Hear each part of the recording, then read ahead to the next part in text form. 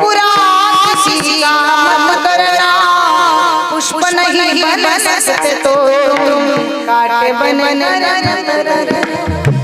न सके भगवान, कम से कम इंसान बनो, नहीं कभी हैवान बनो, नहीं कभी शैतान बनो, सदा अपना सके तू पाप में बदल करना, पुष्प नहीं बन सकते तो काटे बन करना, पुष्प नहीं बन सकते तो काटे बन करना।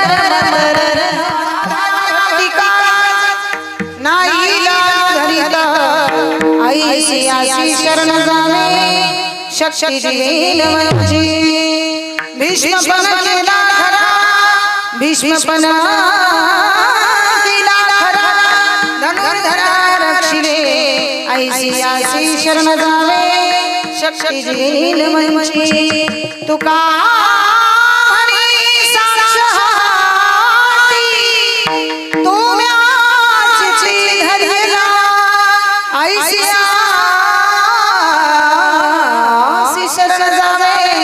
शक्ति वंची। नमो ज्ञानेश्वर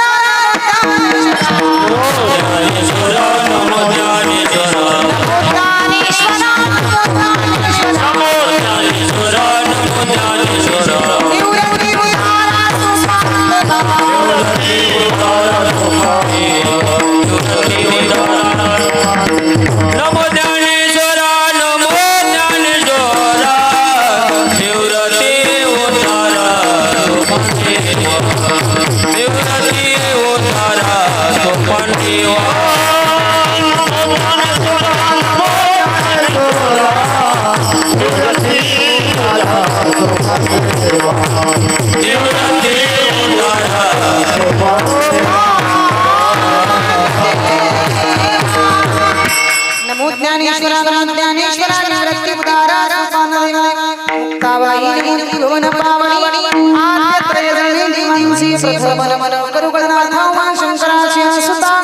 चरणावरी ठेवून माथा साष्टांगी आता दंडवत श्रीवंदो सारदा, जे चतुराणाच्या चजावा सिद्धी पावे जे सहजा, तिच्या चरणमजा दंडवत आता वंदुदेव ब्राह्मण, जंचनी पुण्य पावन प्रसन्न होनी स्रोत गणगया झणझणवत आता वंदरंग भूमिका, कीर्तनी में होती लोका टाळ मदमद स्रोते देखा गया झणझणवत, ऐसे मन करुणे सकळा हरी कथा बोली वो बड्या बोला, अज्ञान म्हणून या फुल्या बाळा चालवी सकळा, नामा म्हणी मस्तक हे पाया,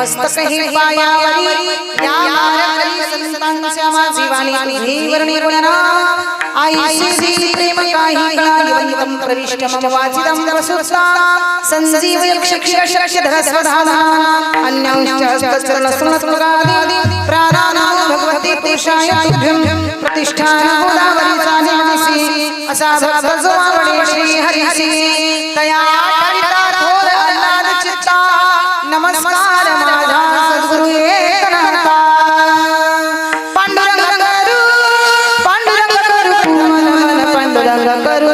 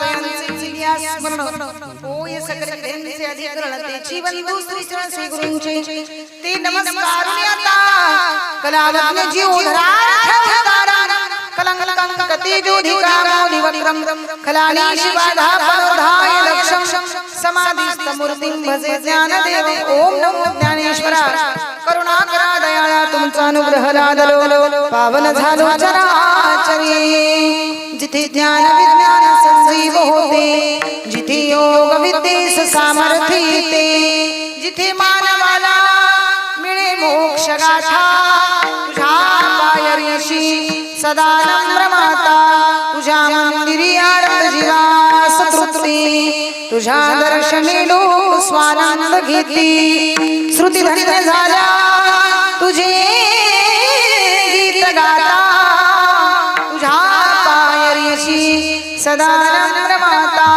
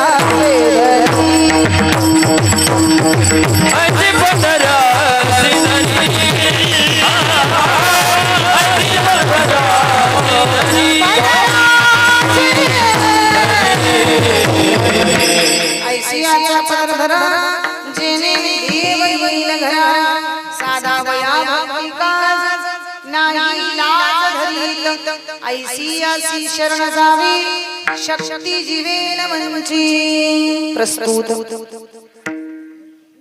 असा शार्प ठेवा प्रस्तुत प्राप्त स्थळी प्राप्त प्रसंगी संकीर्तन रूपी सेवेकरिता निवडलेल्या अभंग एचे यावत भूतलावर जन्माला आलेल्या जड जीवांचा उद्धार करण्याकरिता आपला देह अखंड झिजवणारे श्रीमंत वैराग्याचे मूर्तिमंत पुतळे देहोचे प्रसिद्ध साधू जगद्गुरु जगद्वंदनीय देवमान्य संत मान्य महाराष्ट्र भूषण जगद्गुरु श्री संत तुकाराम महाराज यांचा हा 4 चरणाचा उत्कृष्ट असा अभंग असून एचे यावत जन्माला आलेल्या सर्वसामान्य जीवापासून मानवी देह प्राप्त झालेल्या प्रत्येक जीवाला तुकोबारा या प्रस्तुत अभंगातून जाग करतात विठ्ठल विठ्ठल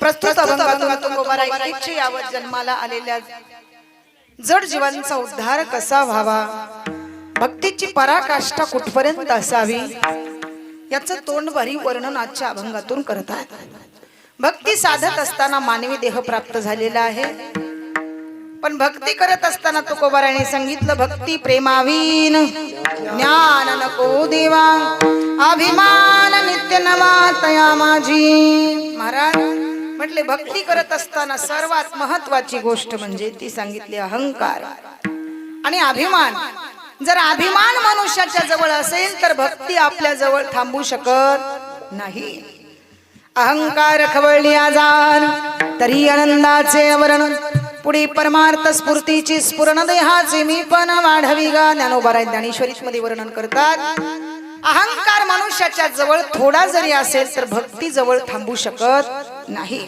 म्हणून या भक्तीला आत्मसात करायचं तर सर्वप्रथम आपल्या शरीरातल्या अहंकाराला बाहेर काढावं लागेल अभिमानाला बाजूला ठेवावं लागेल जशा पायातल्या वाहना या मंडपाच्या बाहेर ठेवतो तसं शरीरातला अभिमान बाहेर ठेवावा लागेल तरच तुकोबारा भक्ती साधता येते तुकोबारा यांनी तिन्ही अवस्थेमध्ये भक्ती साधली ती आहे जागृती स्वप्न सुषुप्ती अशा तिन्ही अवस्थेमध्ये पांडुरंगाला आठवणं सोपं नाही जागृतीत कोणी आठवू शकतं ऐका जागृतीमध्ये कोणीही आठवू शकतं स्वप्नामध्ये कोणी आठवू शकतं सुषुप्ती सारख्या अवस्थेमध्ये तुकोबाराय रात्र आणि दिवस पांडुरंगाच्या नावाचा टाहो करू लागले.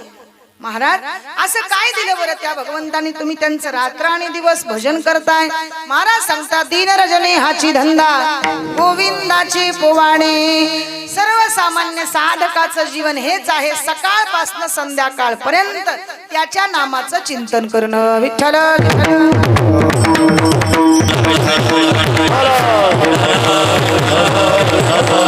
काही लोक म्हणतात कशामुळे सप्ताह साजरा करायचा? काय केलं बरं तुम्हाला या नामचिंतनाने? काय दिलं तुम्हाला या नामचिंतनाने?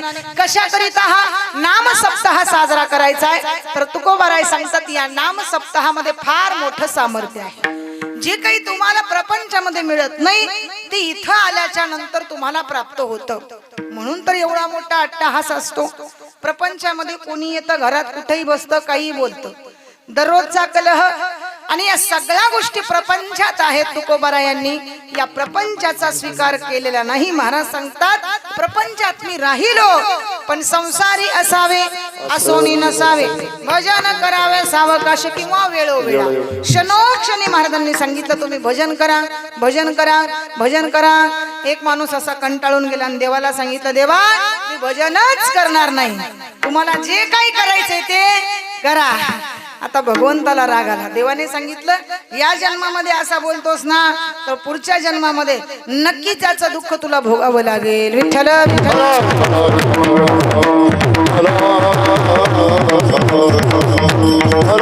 महाराज 84 लक्ष योनीतून एकदा मनुष्य देह प्राप्त झालेला असतो. कारण मनुष्य देहाचे विज्ञाने सचिदानंद पदवी घेणे एवढा अधिकार नारायणे कृपावलोकने दिधला.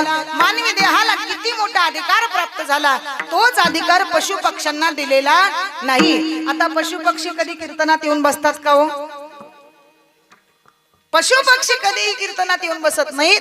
फक्त मानवच कीर्तनामध्ये येऊन बसतो, कारण त्याला अधिकार दिलेला आहे श्रवणाचा, म्हणजे ऐकण्याचा. पशु पाप पुण्य काय हे जाणती, उत्तम मध्यम भोग भोगिती, काही उपजताची मरतीन बहिरांत होती पांगुळमुखी. पशु पक्ष्यांना हा अधिकार दिलेला नाही, पण मानवी देहाला जर इतका मोठा अधिकार दिला असेल तर याचा फायदा आम्ही किती करून घ्यावा. तुकोबाराय सांगतात, जन्माला आल्यापासूनच हे ज्या वेळेस मला कळालं त्यावेळेस माझ्या गळ्यामध्ये पवित्र तुळशीची माळ घातली. विठ्ठल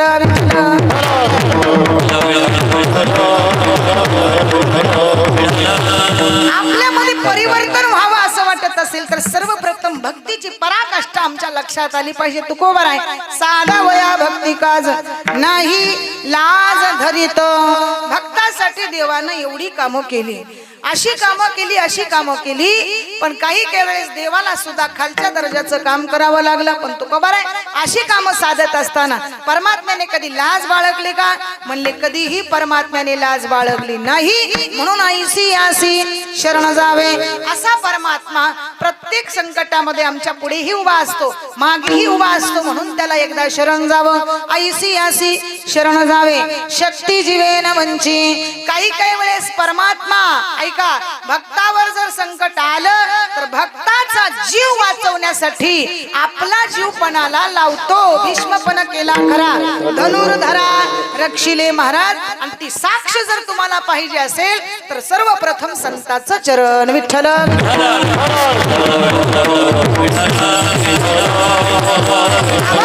सरळ सरळ भावार्थ तुमच्या लक्षात आला असेल. देवाला जर या ठिकाणी आपल्याकडून काही प्राप्त करून घ्यायचं असेल तर सर्वप्रथम परमात्मा आपल्याकडून काहीतरी घेत असतो. घेसी तेव्हा देसी ऐसा असं उदाहरण, काय धरुणी देवा तुझे कृपणाचे द्वार. या पांडुरंग परमात्म्याच्या महाद्वारात तुम्ही आलात, इथं काहीतरी दिल्याशिवाय तुम्हाला जाता येणार नाही. ऐका, प्रत्येकाच्या आयुष्यामध्ये मोह बदला असतो आणि त्या मोह बदल्याची किंमत आपल्याला इथं द्यायची असते.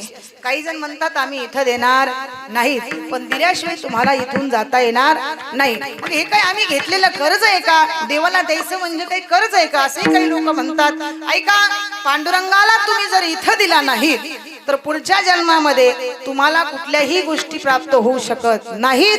म्हणून देवाच्या दरबारात आल्याच्या नंतर कमीत कमी आपण काहीतरी द्यायला शिकलं पाहिजे. पंढरीच्या महाद्वारामध्ये आपण जर गेलो तर आंधळे पांगळे असे हात पुढे करून बसलेले असतात. तुम्हाला माहिती आहे त्यांचा एकच क्रम आहे, 1-2 पैसा द्या हो धर्माला, आशीर्वाद लागेल तुमच्या मुलाने करा, आशीर्वाद लागेल तुमच्या मुलाने करा, 1-2 पैसा द्या हो धर्माला. पंढरीश पांडुरंग परमात्म्याच्या महाद्वारात गेला. एखादा श्रीमंत असू द्या पण खिशात हात घालून तिथं 2 रुपये दान करत नाही. अशा जीवात्म्याच्या पुढेही उभं नाहीत आणि मागेही उभं राहणार नाहीत परमात्मा, कारण त्याच्याजवळ भक्तीचीही पराकाष्ठा नाही आणि जीवनामध्ये काय साध्य करावं याचीही पराकाष्ठा नाही. मग तुकोबाराय असा भक्त असावा कसा? तुकोबाराय सांगतात, ज्यानं भक्तीच जीवनामध्ये साधना म्हणून निवडली आणि रात्र दिवस त्याच्या नामाचं चिंतन करतोय, असे भक्त तुकोबारायांना नेहमी आवडतात. विठ्ठल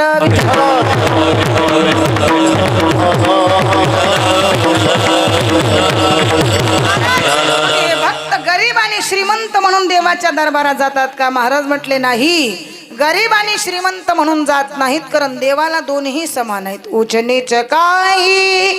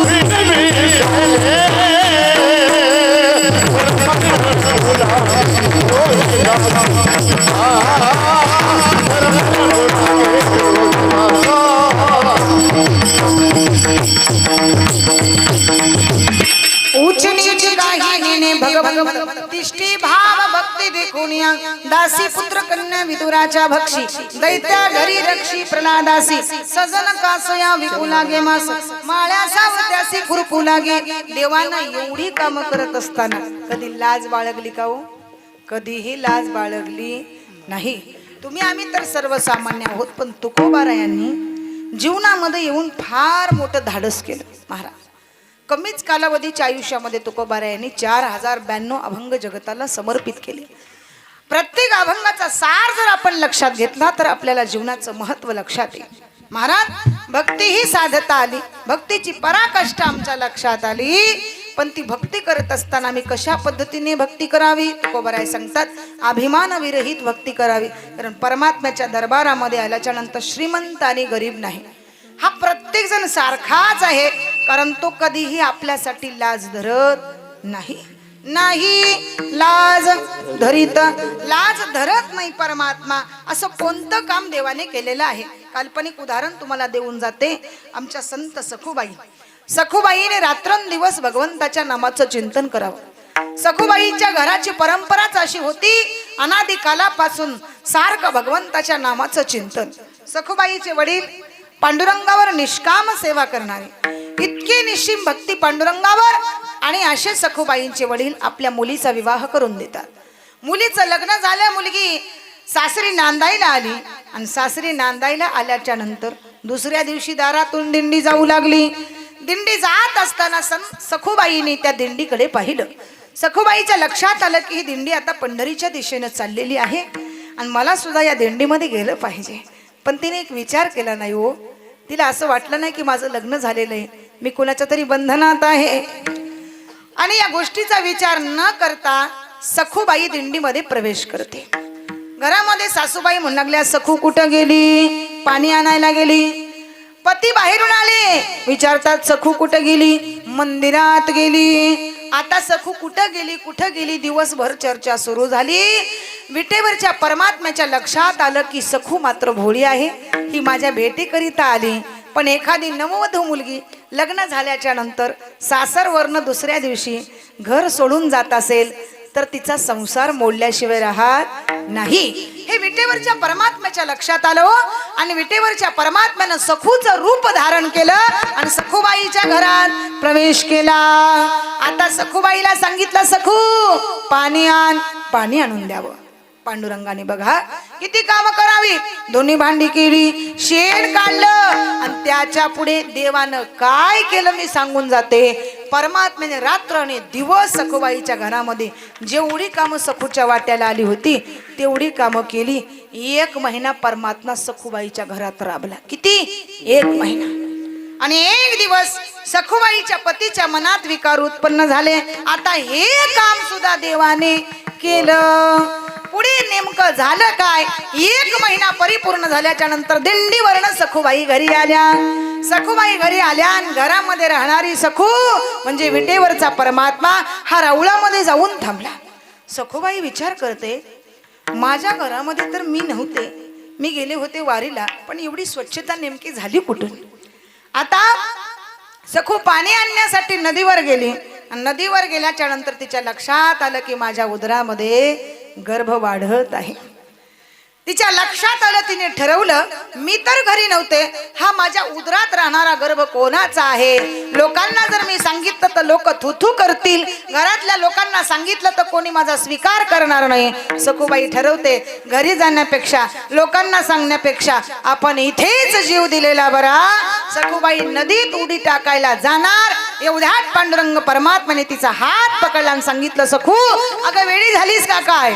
तू मात्र माझ्या प्रेमात इतकी वेडी झालीस, तू लग्न झालेल्या दुसऱ्या दिवशी दिंडीत आलीस, पण मी सखू बनून तुझ्या घरामध्ये राहून हे काम केलं. तुझ्या उदरात राहणारा गर्भ हा तुझ्या पतीचाच आहे. एवढं सांगितल्याबरोबर सखूबाईला आनंद झाला आणि सखूबाई आपले दोन्ही हात जोडून पांडुरंगाला सांगून, देवा अरे तू सगळी कामं केलास ठीक आहे, पण असं नीच काम सुद्धा तू केलंस. पांडुरंग परमात्मा म्हणू लागला, भक्तासाठी हे सुद्धा काम मला करावं लागतं. विठ्ठल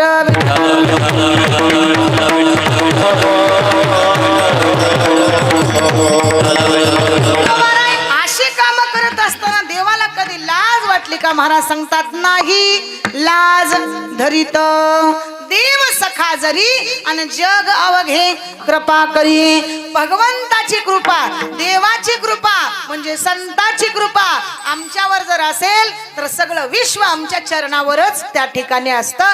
म्हणजे या ठिकाणी या विश्वामध्ये राहत असताना सखूबाईने पांडुरंगाला अळवलं आपल्या भक्तीच्या द्वारे आणि देवानं सखूबाईच्या घरी धुनी भांडी करावीत, स्वयंपाक करावा, एवढंच नव्हे तर शेण काढावं. एवढी कामं भगवंताने भक्ताच्या घरची करावी, ते पण कशी? सांगताना केली का? नाही. न सांगता करी सर्व काम,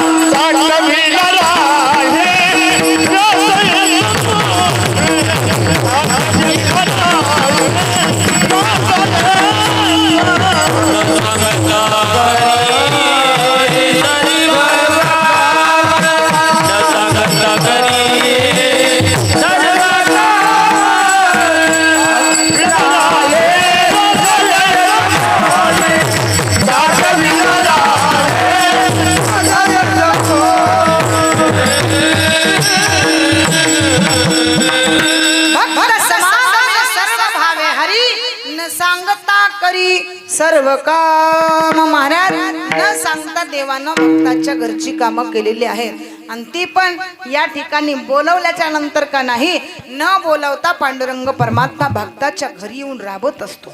एवढी कामं भगवंताने त्या ठिकाणी सखूबाईच्या घरची केली, पण ते पण न सांगता नाही लाज दरीत.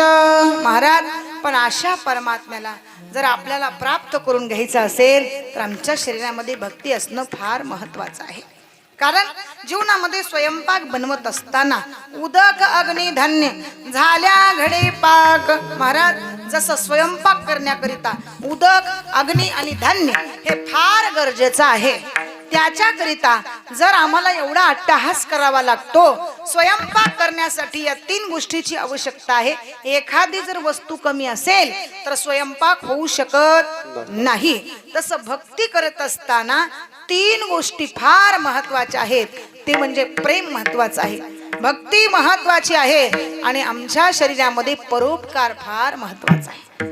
या सगळ्या गोष्टी आमच्या शरीरात का महत्वाच्या आहेत तर भक्ती करत असताना सर्वप्रथम आमच्या शरीरामध्ये परोपकार असणं फार गरजेचं आहे.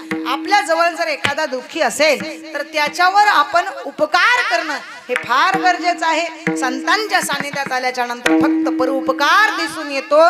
कारण उजळा वया आलो वाटा खरा खोटा निवाडा. जो कोणी या पांडुरंगाच्या दरबारात येतो त्याचं जीवन त्या ठिकाणी उजळल्यासारखं होतं. असं धन्य जीवन जगण्यासाठी संतांच्या सानिध्यातच तुम्हाला यावं लागतं. महाराज तुकोबाराय यांचं जीवन हे अलौकिक जीवन होतं. असं अलौकिक जीवन तुकोबाराय जगले जन्माला आल्यापासूनच. कारण तुकोबाराय यांच्या जीवनातला एक फार मोठा प्रसंग सांगून जाते.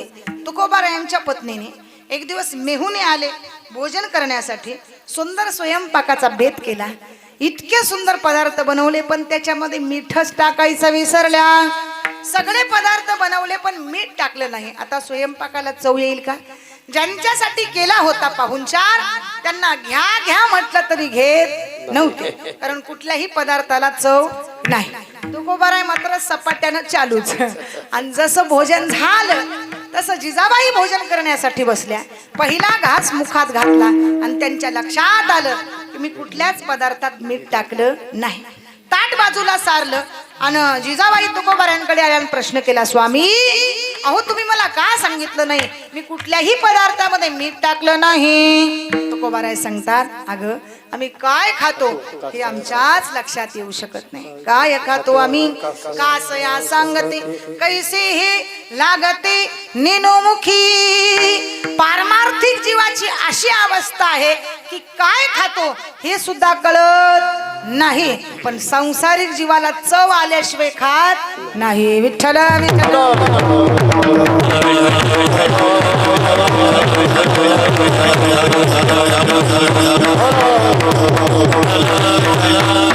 बघा एका पत्नीने सुंदर स्वयंपाक बनवला, इतका सुंदर स्वयंपाक बनवला, इतका सुंदर स्वयंपाक बनवला, पण पती कधीच त्या स्वयंपाकाची प्रशंसा करत नव्हते. भोजन करण्यासाठी बसले की कमीत कमी भाजीला तरी नाव ठेवायचं. आणि दररोज नाव ठेवणारे पती आपल्या पत्नीला हाक मारतात, काय ग गंगा इकडे ये. म्हणले आलेच हो, इथली नाही बर का बाहेरची. म्हणले इकडे ये. म्हणले आज स्वयंपाक खूपच चांगला झालाय, भाजी खूपच छान लागते. तिने सांगितलं, म्हणली येडं झालं का काय? म्हणली आतापर्यंत कधीच माझ्या स्वयंपाकाची प्रशंसा केली नाही, पण शेजारींची भाजी आणली तर प्रशंसा करायला लागलं. विठ्ठल विठ्ठल.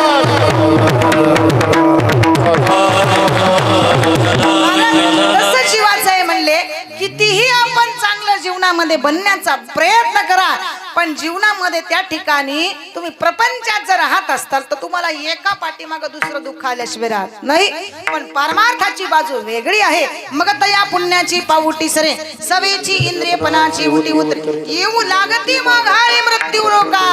जर थोडं शिल्लक असेल पुन्हा जन्म पुन्हा जन्म पुन्हा जन्म पुनरपि जन्म पुनरपि मरणम इह संसारे खरु दुस्तारे कृपया पारे पाहि मुरारे भज गोविंदम भज गोविंदम भज गोविंदम मूढमते. महाराज आम्हाला जन्मालाच यायचं नाही म्हणले, बस झालं. कारण हल्ली माणसाच्या आयुष्याची मर्यादा कमी कमी होत चाललेली आहे. कलियुगामध्ये कोणाला 100 वर्षाचं आयुष्य आहे का सध्या? कोणाला 100 वर्षाचं आयुष्य मिळू शकत नाही. एखादाच 100तून एखादा ज्याला 100ची गणना पार करता येते. पण हल्ली 100च्या आतच, 80च्या आत, कोणी 70च्या आत, कोणी 60च्या, कोणी 30च्या, कोणी 25च्या आणि कोणी 10च्या. म्हणजे एवढ्या कमी कालावधीचं आयुष्य घेऊन मानवी देह इथे अवताराला येत आहे. पण आल्याच्या नंतर त्याच्या शरीरातला अहंकार जर संपत नसेल, महाराज सांगतात तो भक्त होऊ शकत नाही. विठ्ठल विठ्ठल.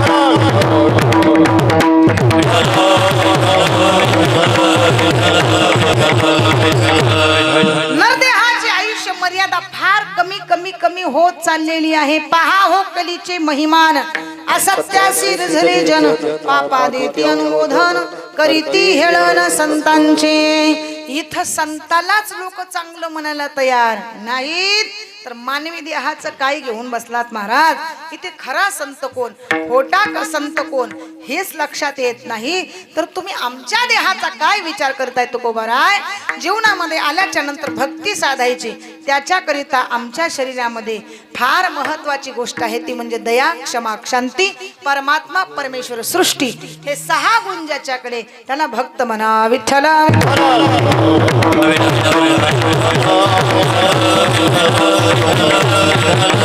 हल्ली माणसं स्वार्थी निघाले महाराज.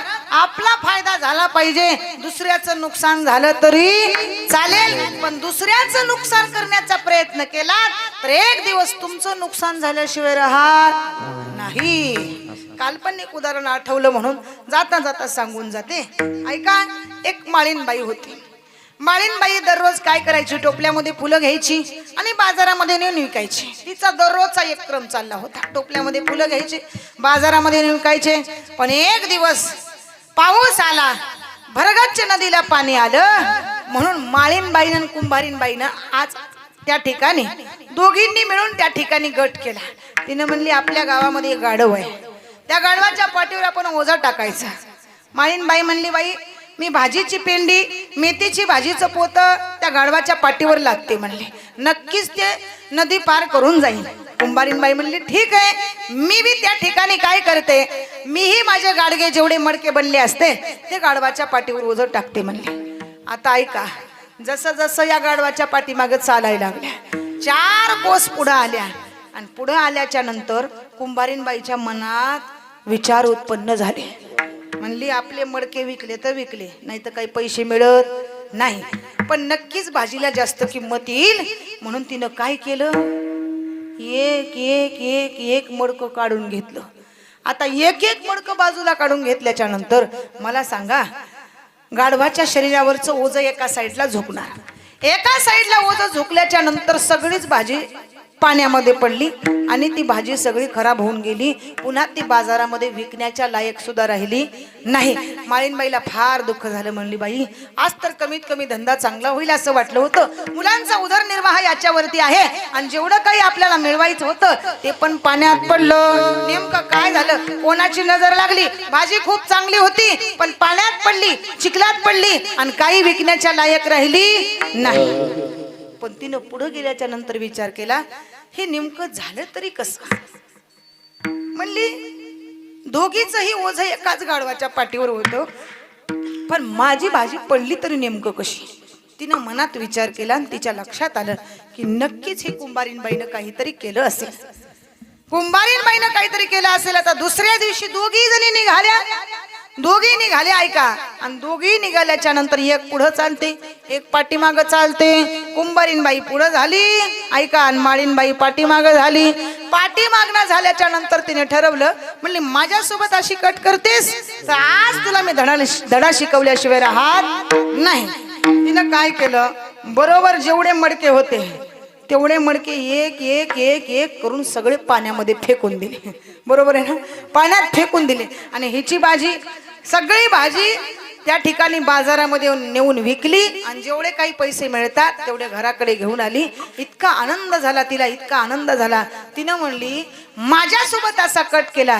एक दिवस लक्षात ठेवा, आपण जर दुसऱ्याविषयी वाईट करण्याचा प्रयत्न केला तर आपलं सुद्धा वाईट झाल्याशिवाय राहत नाही. विठ्ठल विठ्ठल. बाईला पश्चातापाशिवाय दुसरं काहीही मिळालं का? काहीही मिळालं नाही. म्हणून दुसऱ्याचा वाईट करण्याचा विचार आपण कधीही जीवनामध्ये करू नये. पश्चातापाशिवाय कुंभारीणबाईला काहीही प्राप्त झालं नाही. तसं पुन्हा पश्चाताप करण्यापेक्षा आधी चुकी मग घडे आठवण. काही लोक आधी चुकतात आणि मग विचारामध्ये पडतात. असं करू नका. चूक करण्याच्या अगोदर विचार करा. विठ्ठल विठ्ठल.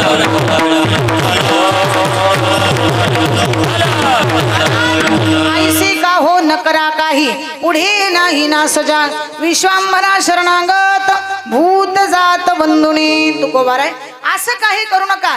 जीवनामध्ये तुम्हालाही दुःख होईल आणि तुमच्यापासनं दुसऱ्यालाही दुःख होईल. मग तुकोबार आहे, जगावं तरी कसं. महाराज सांगतात फक्त भक्तीची पराकाष्ठा तुमच्या जवळ ठेवा. नक्कीच देव सुद्धा तुमचा झाल्याशिवाय राहणार नाही. अभंगाचं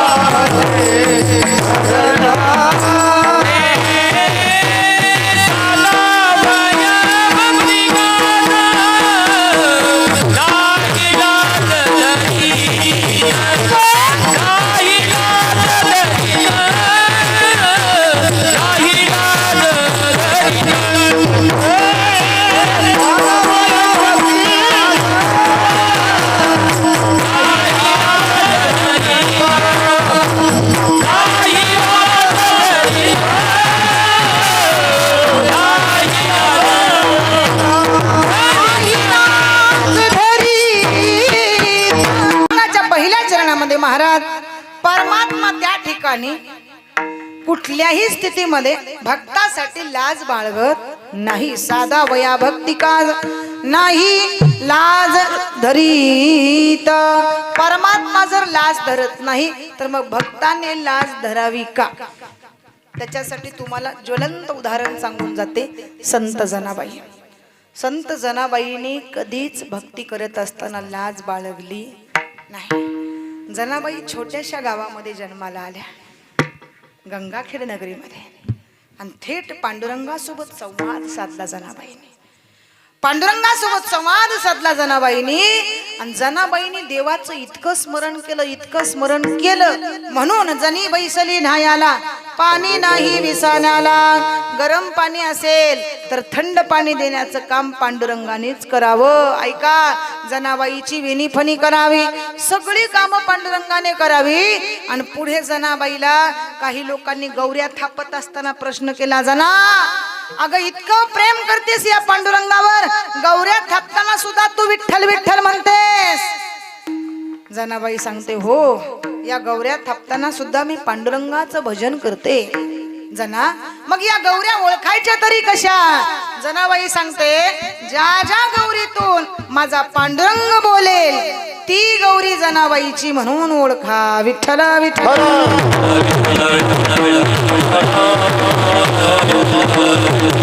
जनाबाईच्या गौरीतून सुद्धा विठ्ठल विठ्ठल विठ्ठल नामाचा ध्वनी बाहेर येत होता. एवढी कामं भगवंताने त्या ठिकाणी जनाबाईची केली, ते पण न सांगता.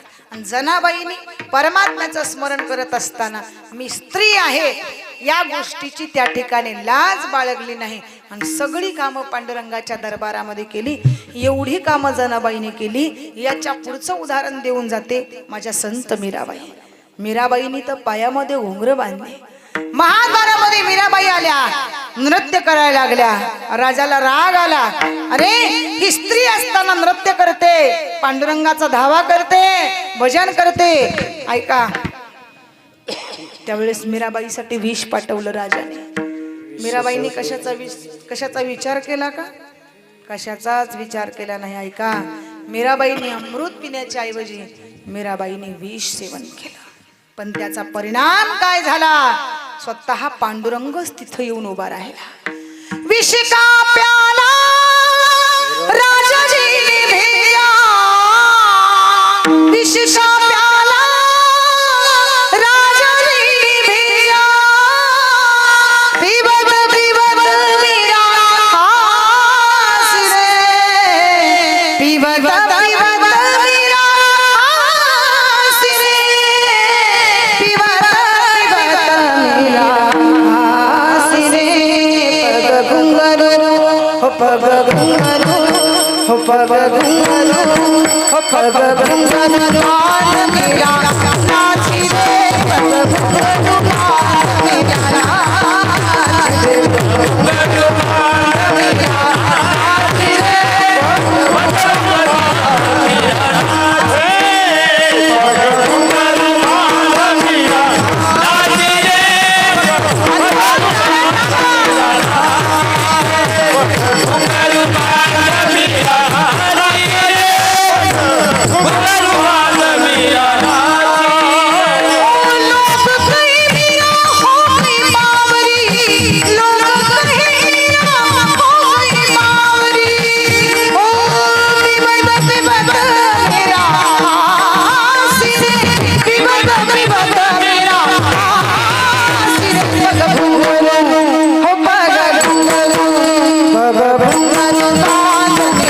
नाची रे,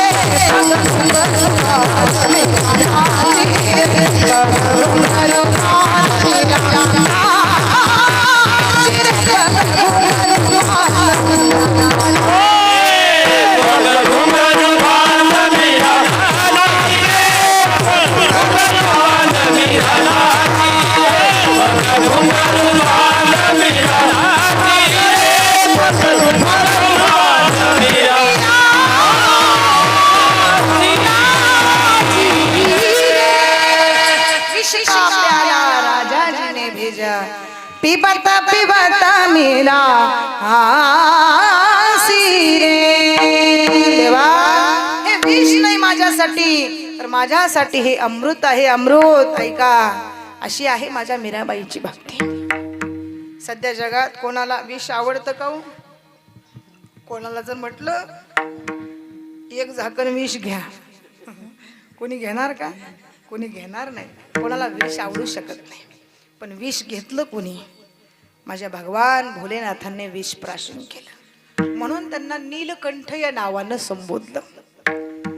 विष कोणाला जगात आवडू शकत नाही, पण दुसऱ्याच्या संसारात विष टाकल्याशिवाय आपण राहत नाहीत. विठ्ठल विठ्ठल.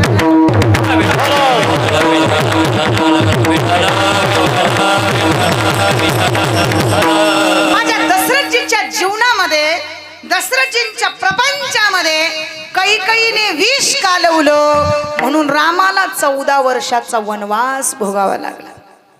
विष कोणी टाकलं? कैकेयीने. आणि करायला लावलं कोणी? मंथरेने. म्हणून जगात कैकई आणि मंथरा तेव्हापासून कोणीच नाव ठेवत नाही. हा शाप आहे. विठ्ठल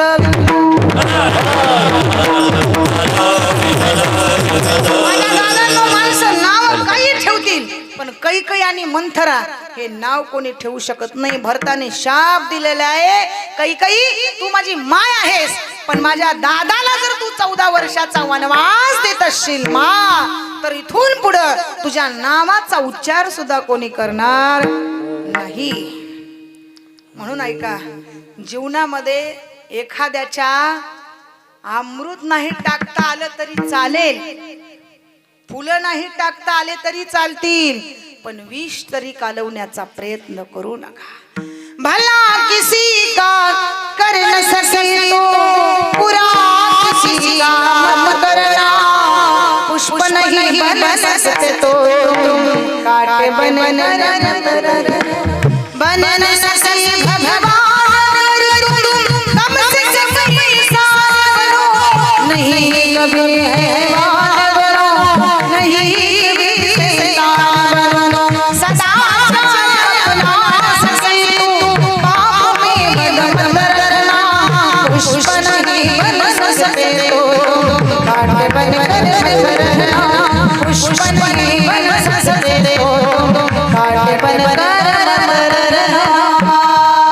माझ्या दादांनो, नाही कुणाच्या जीवनामध्ये फुलं टाकता आले तरी चालते, पण काटे टाकण्याचा प्रयत्न करू नका. संतांनी टाकलेल्या काट्यांना काढण्याचं काम केलं, असं ज्वलंत काम केल्यामुळं संतांचं जीवन हे अजरामर झालं. विठ्ठल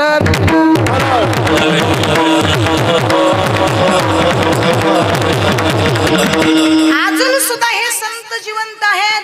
ऐका, अजून सुद्धा संत जिवंत आहेत.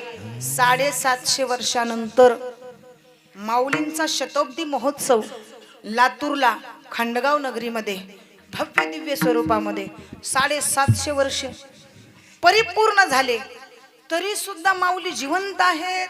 काही लोक म्हणतील माऊली जिवंत नाही, माऊली समाधिस्थ आहेत. ऐका, माऊली समाधिस्थ नाही, माऊलींची ज्ञानेश्वरी जिवंत आहे, आणि त्या ज्ञानेश्वरीमध्येच माऊली जिवंत आहेत.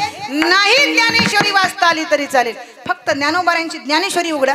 पहिल्या ओळीवर्ण ओम नमो ज्ञाध्याय वेद प्रतिपाध्याय जय जय सुसंवेद्या आत्मरूपा देवा तुची गणेशू सकलार्थमती प्रकाशू मनी निवृत्ती दासू अवधारी जोजी. पहिल्या ओळीपासून शेवटच्या ओळीपर्यंत फक्त बोट फिरवायचं. एकदा का तुम्ही ज्ञानोबारायांना बोट दिलं, तुमच्या जीवनामध्ये त्या ठिकाणी फुलं पडल्याशिवाय राहणार नाही. विठ्ठल विठ्ठल.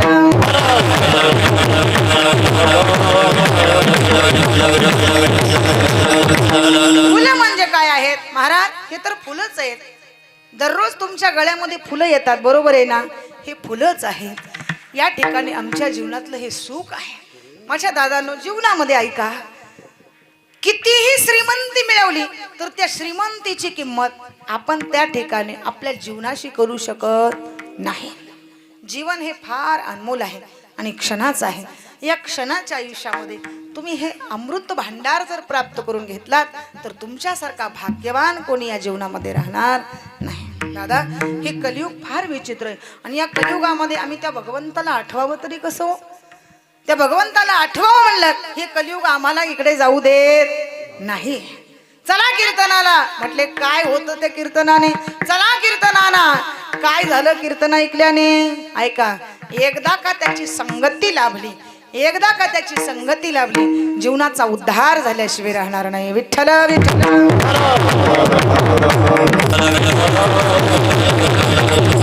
आयुष्यामध्ये संगती फार महत्वाची आहे.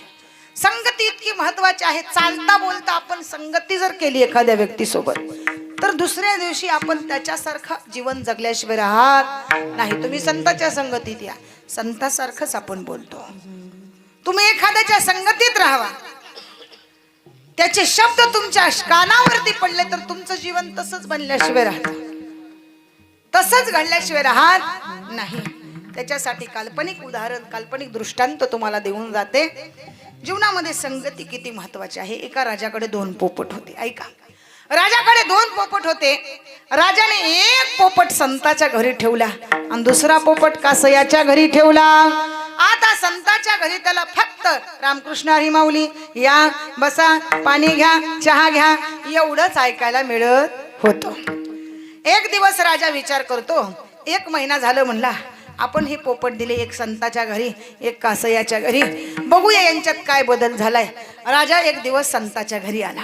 संताच्या घरी आल्याबरोबर पोपटाने दारात राजाने पाऊल टाकल्याबरोबर स्वागत केलं. या रामकृष्ण हरी, बसा, पाणी घ्या, चहा घ्या, स्वागत आहे तुमचं.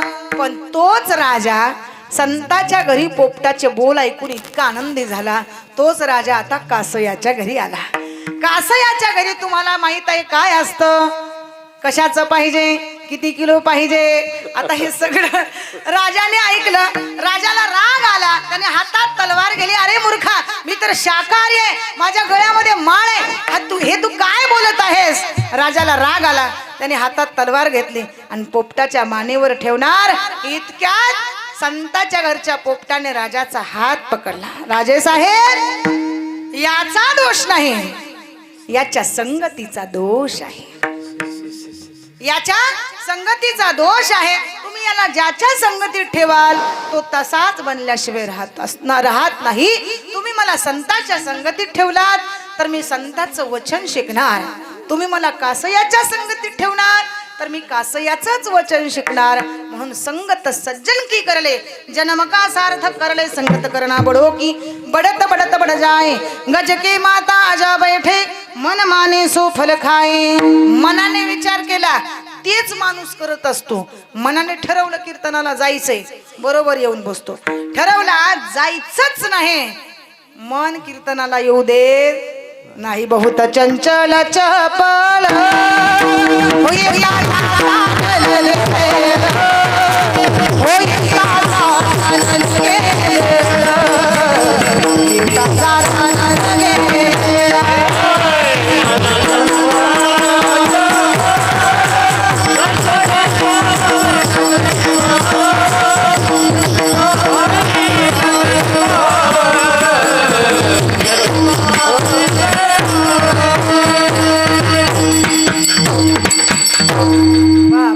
चंचल चपळ येता जाता नलगे वेळ, क्षणभर सुद्धा लागत नाही. महाराज, म्हणून असा परमात्मा आम्हाला इथं भगवंताच्या भक्तीकडे घेऊन येतो. साधा वया भक्ती काज, आणि तो आमच्या सोबत वावरत असताना नाही लाज धरीत.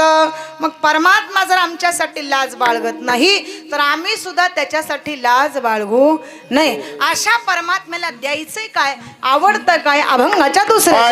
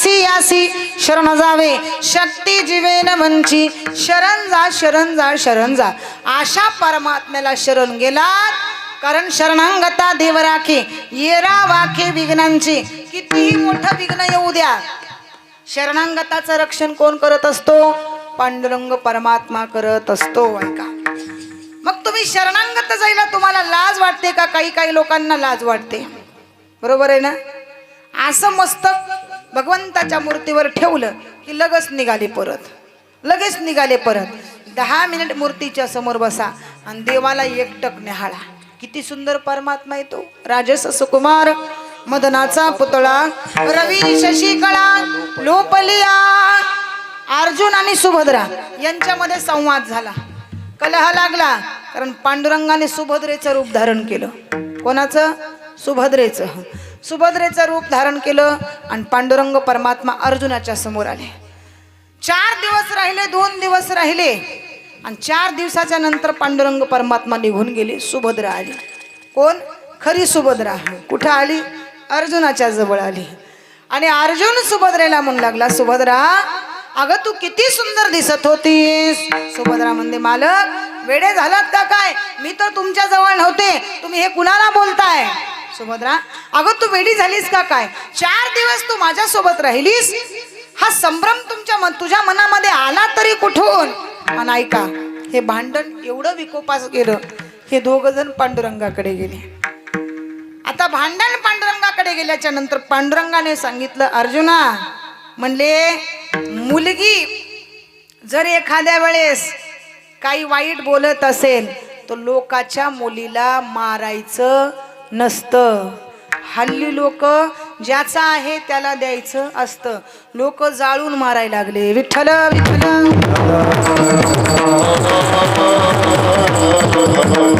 सासर घरी मुलीला जर त्रास होत असेल ऐका तर ज्याची मुलगी आहे ना त्याला तुम्ही परत करा पण तिला जाळून मारण्याचा प्रयत्न करू नका भगवान परमात्मा अर्जुनाला सांगतात अर्जुना मुलगी आमची आहे तिला बोलायचं कारण नाही मग पांडुरंगा नेमकं झालं काय सांगा मला पांडुरंग परमात्मा सांगू लागले मी सुभद्रेला सांगितलं की तू फार सुंदर दिसतेस ती म्हणते स्वामी तुमच्या मनामध्ये विचार आले ठीक आहे अहो पण मी तुमच्यासोबत नव्हतेच तर मी सुंदर दिसणार कुठून ऐका त्यावेळेस पांडुरंग परमात्म्याच्या खरी गोष्ट लक्षात आली पांडुरंगाने अर्जुनाला सांगितलं अर्जुना तुला खरी सुभद्रा सौंदर्यवान सुभद्रा पाहिजे का अर्जुन म्हणाले ठीक आहे मला खरी सुभद्रा आणि सौंदर्यवान सुभद्रा पाहायची आहे देवाने ऐका सुभद्रेचं रूप धारण केलं आणि साडीचा पदर आपल्या तोंडात घेतला ऐका अशी विश्वाची सुंदरा दिसू लागली आणि हे सगळं सौंदर्य परमात्म्याने पाहिलं आणि देवाच्या समोर हात जोडले देवा ही सगळी करणी तुमचे म्हणले हो ही सगळी करणी माझी आहे कारण कर्म केल्याशिवाय इथून कुणाला जाता येणार नहीं करनी करी क्यों डरे कर करके पछताए बीज बोए बबूल का तो कहां से आए बीज बोए बबूल का तो कहां से आए बीज बोए बबूल का तो कहां से आए बीज बोए बबूल का तो करनी करी क्यों डरे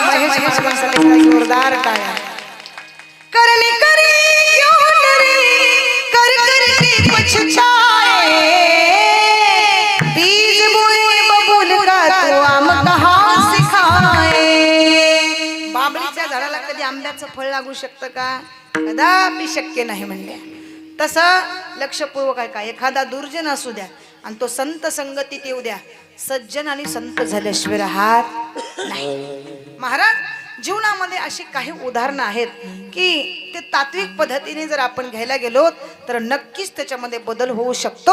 आम्ही नम्र झालं पाहिजे. देवाच्या जवळ आलात, संताच्या सानिध्यात आलात तर नम्र व्हायला शिका. परमात्मा नम्र झाला नाही तर अर्जुन स्वतः भगवंताच्या समोर नम्र झाला. देवा, काय तुमची अनुपम्य लीला आहे आणि ही अलौकिक लीला तुम्ही आमच्या समोर केलात. हे सगळं सौंदर्य तुम्ही आम्हाला दाखवलं. आम्ही फार भाग्यवान आहात. कारण परमात्म्याचं इतकं सुंदर स्वरूप होतं, इतकं सुंदर स्वरूप होतं की देवाला लाजवेल इतकं सुंदर स्वरूप परमात्म्याने सुभद्रेचं धारण केलं. आणि खरी सुभद्रा, अशी अलौकिक सौंदर्यवान सुभद्रा ज्यावेळेस पांडुरंगाने पाहिली त्यावेळेस त्याचे नेत्र सुद्धा त्या ठिकाणी पाणावले. देवा, एवढी अनुपम्य लीला तुमची आहे? म्हटले हो, अशी अनुपम्य लीला त्या ठिकाणी तुमच्या संगतीत आल्याच्या नंतर घडत असते. प्रत्येक भक्ताने इथे नम्र झालं पाहिजे. विठ्ठल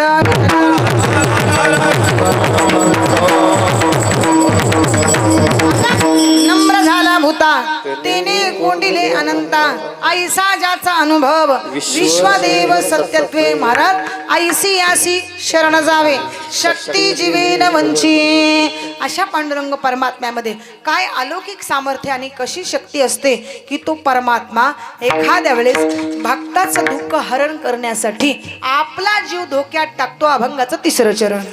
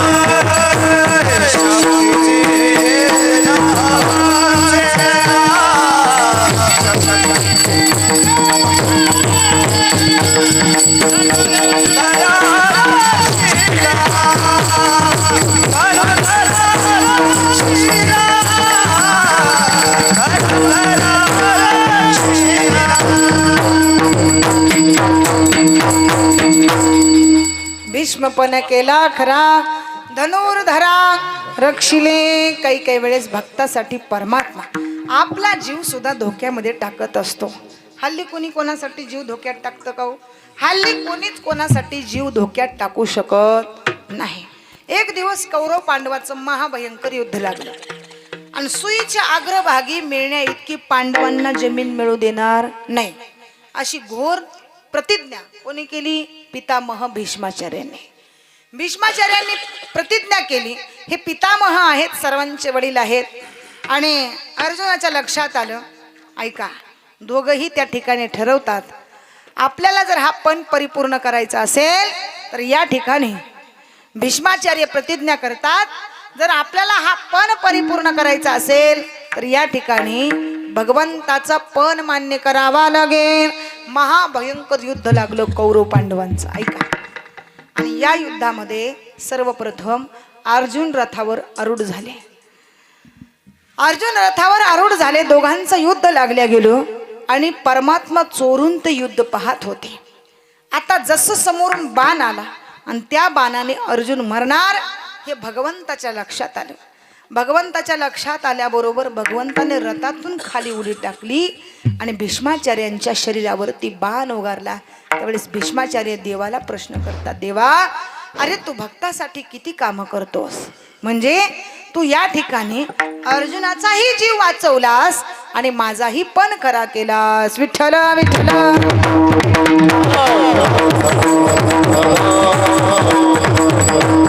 म्हणजे परमात्मा या दोन्ही गोष्टी समान ठेवत असतो. भीष्म पण केला खरा, धनुर्धरा रक्षिले, त्याचं रक्षण करणारा परमात्मा असतो. म्हणून या ठिकाणी उत्तरेच्या गर्भामध्ये परीक्षिती वावरत असताना, उत्तरेच्या गर्भामध्ये परीक्षिती वावरत असताना ज्या वेळेस परीक्षितीला मारण्याकरिता, संपवण्याकरिता सर्वात मोठं चक्र पाठवलं गेलं आणि ते चक्र उत्तरेच्या गर्भाच्या भोवती फिरत होतं. आता ज्यावेळेस उत्तरा भगवंताचा धावा करू लागले, उत्तरा भगवंताला म्हणाले, देवा, हे काय होतंय, माझ्यासोबत तुम्ही पाहत आहात, भगवंता याच्यापासून माझी सुटका करा.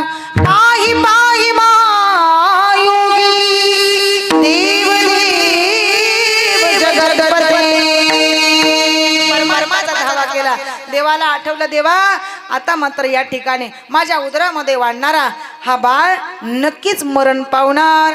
परमात्म्याने क्षणार्धामध्ये त्या ठिकाणी जे चक्र फिरत होतं त्या चक्राचा नायनाट केला आणि परीक्षितीचा जीव गर्भामध्येच वाचवला. विठ्ठल विठ्ठल.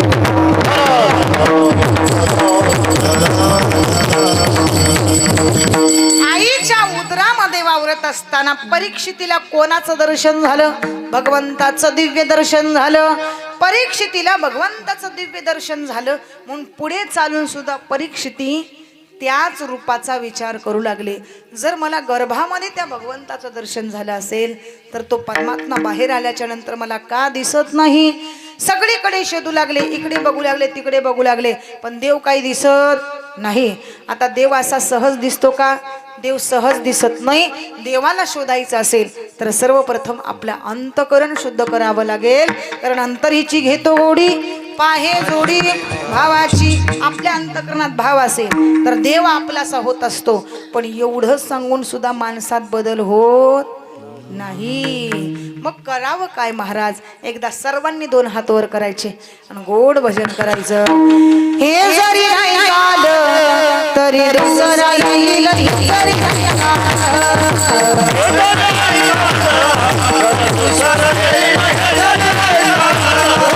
सरद शेवटी काळ येईल, सरद शेवटी काळ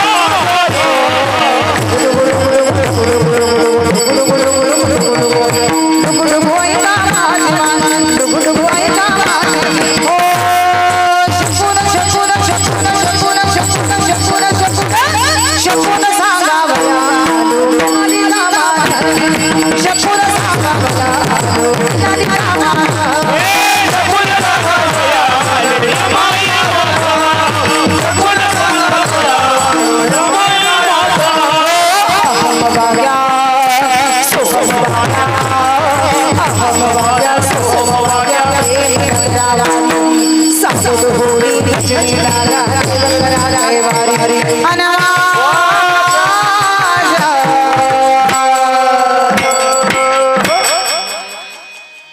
मल्हारीची वारी मल्हारीची वारी मल्हारीची वारी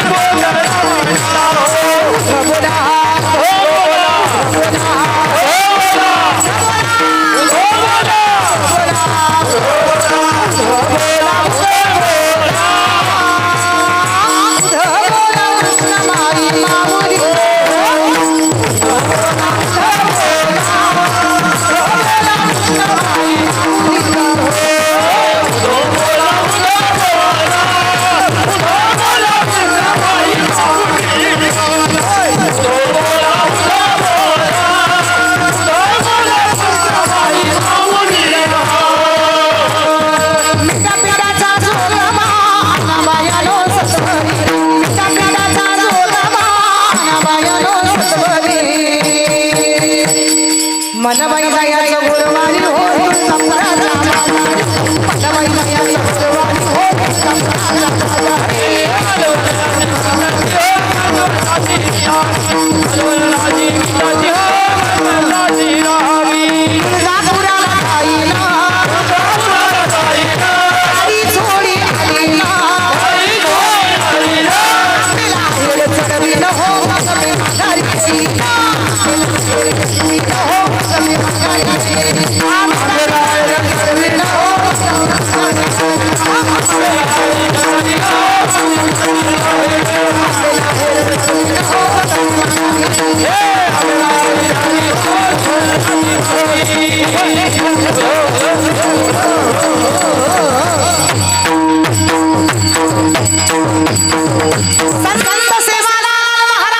की आता आमच्या महेश महाराजांच्या अंगात आले कारण इथं हे जगदंबेचं मंदिर मी आल्याबरोबर नाव वाचलं म्हणलं आता सगळेच देव बोलवले तर मातेला सुद्धा बोलवलं पाहिजे कारण मातेचं पाचारण झाल्याशिवाय कुठलंही काम परिपूर्ण होऊ शकत नाही. धन्य माता पिता तयाची. संतांनी सुद्धा सर्वप्रथम आईला विशेष रूपाने पहिल्यांदा बोलवलेलं आहे. आपली आई ही सर्वांची माय आहे, ही विश्वाची जननी आहे. पूर्ण करण्यासाठी देवाने आपलं जीवन संकटात घालवलं. जर आपल्याकरिता भगवंतांनी एवढं संकट सोसलं, एवढं दुःख सोसलं, तर आपण त्याच्यासाठी संकट सोसायला काय हरकत आहे? टाळी वाजवली तर काय होतं? टाळी वाजवली रक्त पातळ होतं. टाळी वाजवली की रक्त पातळ होते बरं, म्हणून टाळी वाजवत चला. काही लोक टाळीच वाजवत नाही. कीर्तनात टाळी वाजवली नाही की पुढच्या जन्मात घुबडाच्या जन्माला जाते, म्हणून कीर्तनात टाळी वाजवा. विठ्ठल विठ्ठल.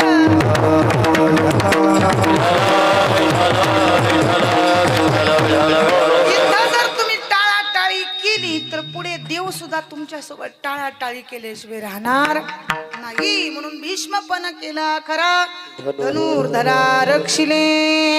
भगवान परमात्म्याने भक्ताचं रक्षण केलं आणि आपलाही पण त्या ठिकाणी मोडला नाही. एवढं मोठं काम भगवंताने आपल्यासाठी केलं, मग आपण सुद्धा त्याचं स्मरण करायचं. विठोबा रखुमाई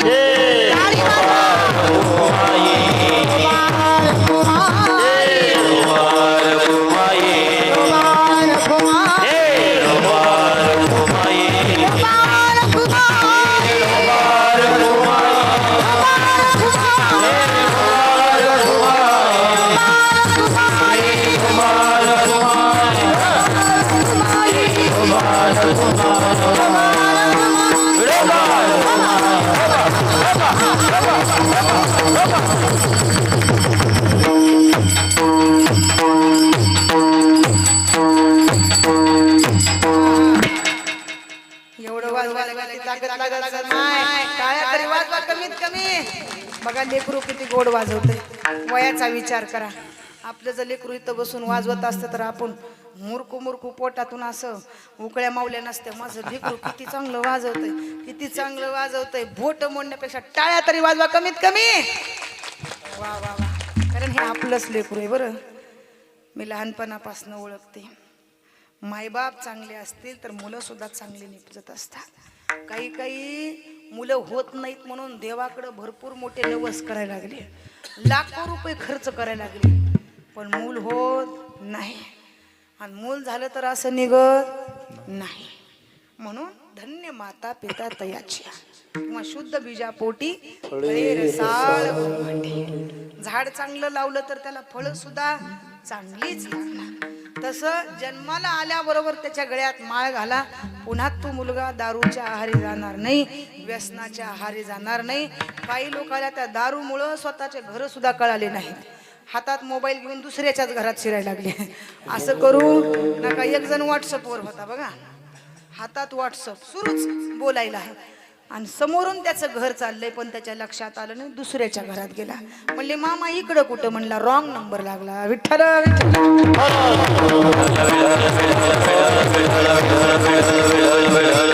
झाले हो माणसं या कलियुगात. आणि पुन्हा वेळ केलं, मोबाईलनं वेळ केलं. ऐका, मोबाईलचा योग्य वापर करा. मी म्हणत नाही मोबाईल वापरू नका, मोबाईल वापरा, गरजेचं आहे, काळाची गरज आहे. पण शक्यतो या ठिकाणी लहान मुलापासून दूर ठेवा. कारण मुलं ज्यांच्यावर आपण संस्कार लावायचे, ज्यांना लहान लहान वयामध्ये आज शिक्षणाची गरज आहे. एक मुलगा गीता मुखोद्गत करतो. काल परवा मी पाहिलं, मी कीर्तनासाठी गेले होते नांदेड शहरात. तो मुलगा मला अख्खी गीता मुखोद्गत म्हणून दाखवला. 10 वर्षाचा मुलगा जर अख्खी गीता मुखोद्गत म्हणून दाखवत असेल तर आपली मुलं काय करतात याचा विचार आपण केला पाहिजे. ऐका, म्हणून जन्माला आलात तर पवित्र तुळशीची माळ गळ्यात ठेवा. मुलांना संस्कार लावा. आणि संगती फार महत्वाची आहे. त्यांची संगती जर वाईट लोकांशी असेल तर तात्काळ ती संगती बंद करा. विठ्ठल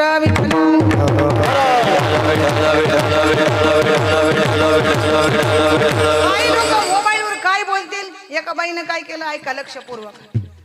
स्वयंपाकच तिला जमत नव्हता. जमत नसला तर आता आपण काय सासूबाईला विचारलं पाहिजे, जाऊबाईला विचारलं पाहिजे, शेजारच्या बाईला विचारलं पाहिजे का मोबाईलला विचारलं पाहिजे? व तिनं मोबाईल हातात घेतला आणि गुगलला प्रश्न केला, गुगल सब्जी बनाना नाही आता क्या करू? तिनं म्हणली येतच नाही तर लग्न कशाला केलं? विठ्ठल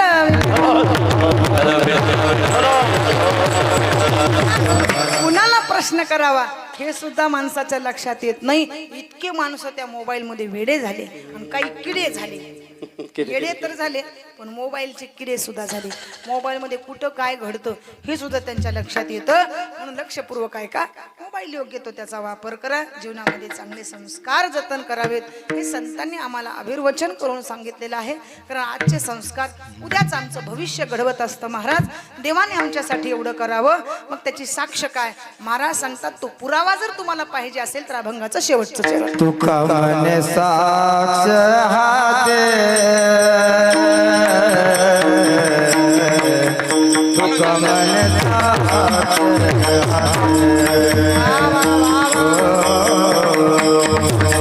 तुका म्हणे साक्ष हाती, तुका म्हणे साक्ष हाती, तुका म्हणे साक्ष हाते, तुका म्हणे साक्ष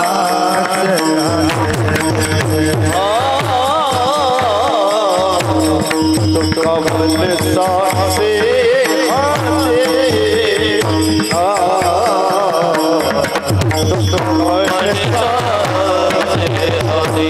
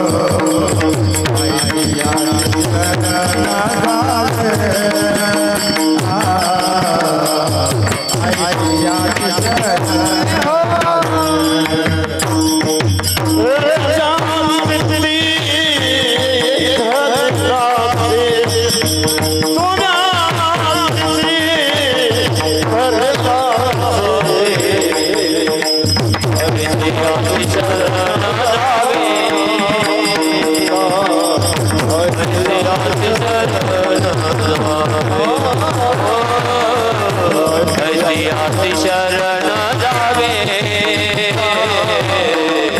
ऐतिहासिक शरण जावे.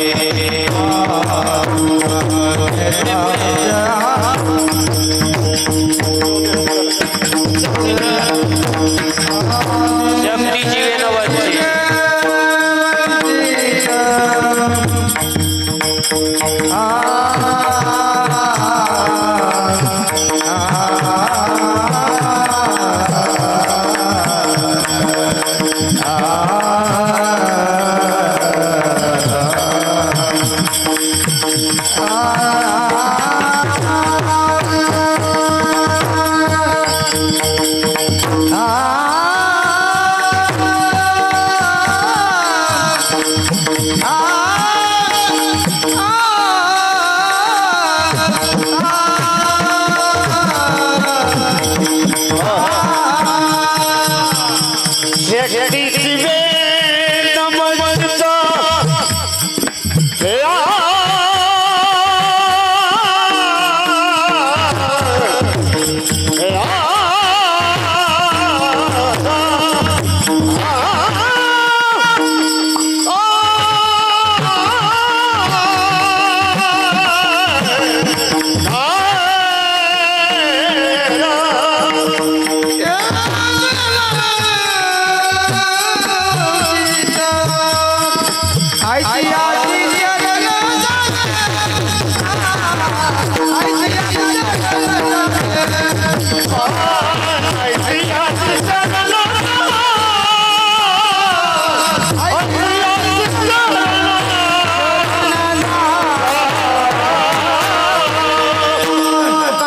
साक्ष हाती तुम्या चित्ती धरियला. तुकोबाराय सांगतात तुम्हाला पुरावा जर पाहिजे असेल, खरंच जर परमात्मा माझ्या चित्तात आहे की नाही हे जर पाहायचं असेल, तर तुकोबाराय सांगतात मी झोपलेल्या अवस्थेत माझ्या जवळ या.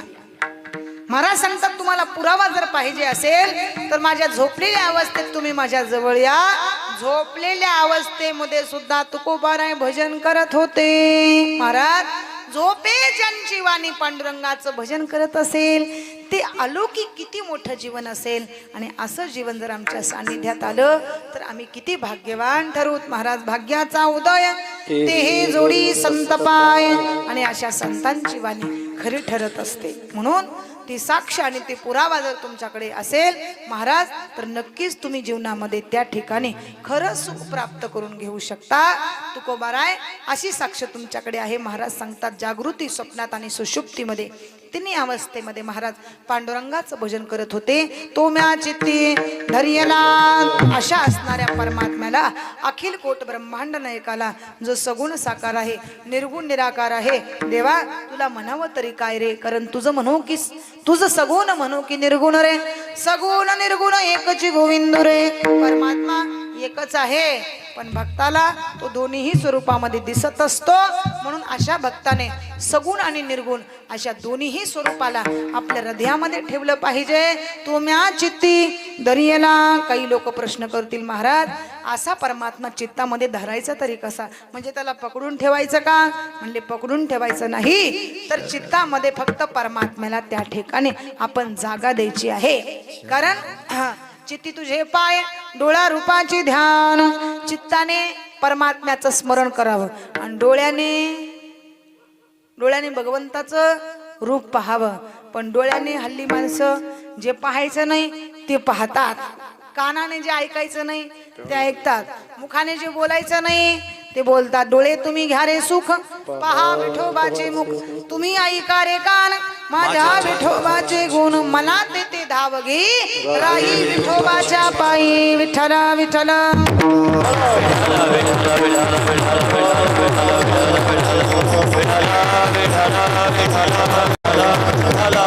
कारण ऐका लक्षपूर्वक, संसारामध्ये या ठिकाणी गरज आहे ती वित्ताची, प्रपंचामध्ये गरज आहे त्या ठिकाणी चित्ताची, आणि शरीरामध्ये गरज आहे ती पित्ताची. जर शरीरामध्ये पित्त नसेल तर माणूस जगू शकत नाही. प्रपंचामध्ये चित्त नसेल तर प्रपंच परिपूर्ण होऊ शकत नाही. आणि परमार्थामध्ये जीवनामध्ये सर्वात महत्वाची गोष्ट ती सांगितली ते म्हणजे मन आहे. वित्त म्हणजे मन आहे. मन जर दुसरीकडे भलकट असेल तर आपण कीर्तनामध्ये बसून सुद्धा फायदा नाही. मनाने कीर्तनामध्ये आपण राहिलं पाहिजे. मनाने कीर्तनात राहण्यासाठी आपलं जीवन हे अलौकिक जीवन आहे. कारण हे शरीर एकदा का जमिनीवर पडलं त्याचं अस्तित्व संपल्या जातं. ज्ञानोबाराय सांगतात तै शरीर भाव नासती, इंद्रिय विषय विसरती, जे सोहम भाव प्रतिती प्रगट होय. ज्या वेळेस हे कळालं त्यावेळेस माणसाची वेळ निघून गेलेली असते. म्हणून शरीर चांगलंय तोपर्यंत हाताने टाळी वाजवा, मुखाने त्याचं नामचिंतन करा, एवढं सांगण्याचा प्रयत्न करते. जाता जाता महत्वाची गोष्ट सांगते. ज्यांनी आम्हाला जन्माला घातलं अशा माई बापाला विसरू नका. तुमच्याकडून ऐकून घ्यायचे मला, मी रोजच सांगते. ज्यांनी जन्माला घातलं, लहानाचं मोठं केलं, अशा माई बापांना विसरू नका. कारण त्यांचे अलौकिक उपकार आमच्यावरती आहेत. तुम्ही म्हणताल काय उपकार आहे. अहो पायी पायी करून आमच्यासाठी कमावून ठेवलं. पण ज्यांनी कमावून ठेवलं त्यांना अगोदर गोठ्यात जागा आणि आपल्याला घरात जागा. असं करू नका. ऊपर जिसका अंत नहीं होता उसे आसमां कहते हैं, और धरती पे जिसका अंत होता है उसे माँ कहते हैं. उसे माँ कहते हैं. भगत सिंग राजगुरु सुखदेव फासावरती चढत होते, पण जाता जाता आपल्या मातेला वचन देत होते, माँ मनी धीर धरी शोकावरी जननी, भेटेल 9 महिन्याने पुन्हा परत. माँ तुला वचन देतो आम्ही 9 महिने 9 दिवसाने तुझ्याच उदरी पुनर्जन्म घेऊ. विठ्ठल विठ्ठल.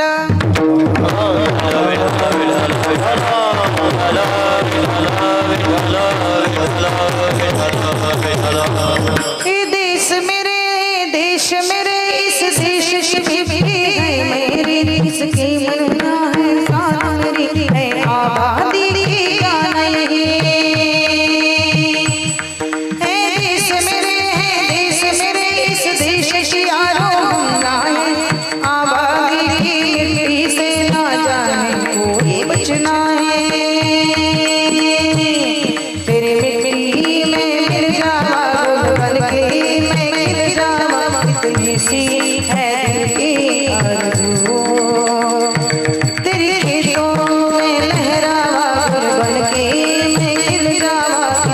सी है दिल की आरज़ू।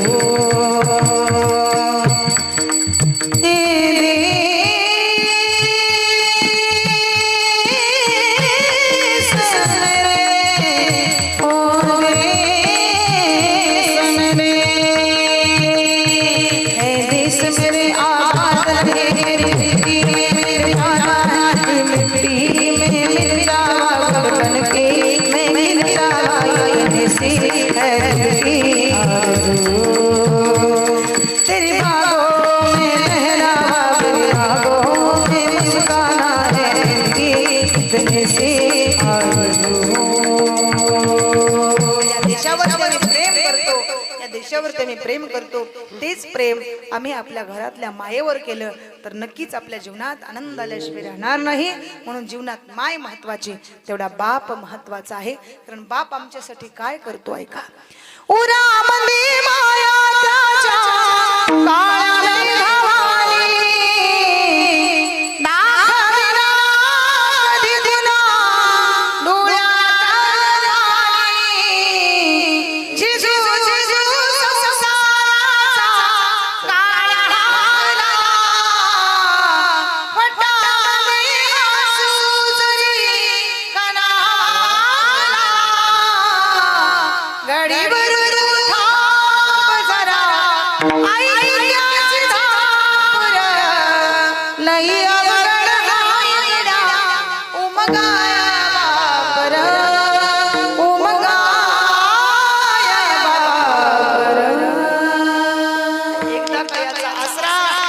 डोक्यावरचा निघून गेला. पुन्हा जीवनात तुमच्यावर कोणी प्रेम करत नाही अंतःकरणातून. म्हणून जोपर्यंत माया आणि बाप जिवंत आहेत ना, तोपर्यंत तुमच्या घरामध्ये आनंद आहे हे लक्षात ठेवा.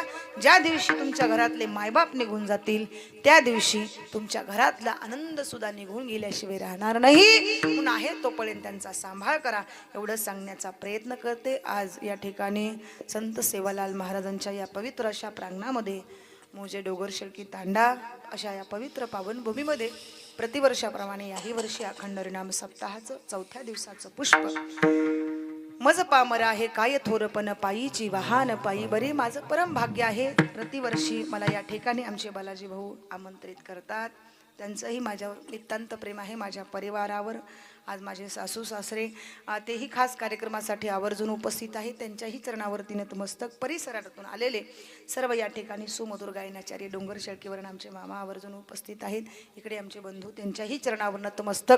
मृदंगाची थाप आमचे महेश महाराज, एकदा जोरदार त्यांच्यासाठी टाळ्या. साऊंड सिस्टीम ऑपरेटिंग अतिशय गोड. तसं या ठिकाणी या कार्यक्रमाची व्हिडिओ शूटिंग आमच्या दादांनी केलेली आहे. त्यांच्याही आमचे अमर दादा, एकदा जोरदार त्यांच्यासाठी सुद्धा टाळ्या. सर्व श्रोते तुम्ही महेश याच्या मूर्ती, सर्व परिवार माझ्यावर नितांत प्रेम करतो. आज आमच्या ताईही आवर्जून उपस्थित आहेत. तर त्यांच्याही चरणावरती इथे नतमस्तक होते. झालेली सेवा पांडुरंग परमात्म्याच्या चरणावर, सद्गुरू संत सेवालाल महाराजांच्या चरणावर इथे समर्पित करून सेवेला पूर्ण विराम. ज्ञानेश्वर माऊली, ज्ञानराज माऊली तुकाराम, ज्ञानेश्वर माऊली, ज्ञानराज माऊली तुकाराम, ज्ञानेश्वर माऊली, ज्ञानराज माऊली तुकाराम, ज्ञानेश्वर माऊली, ज्ञानराज माऊली तुकाराम.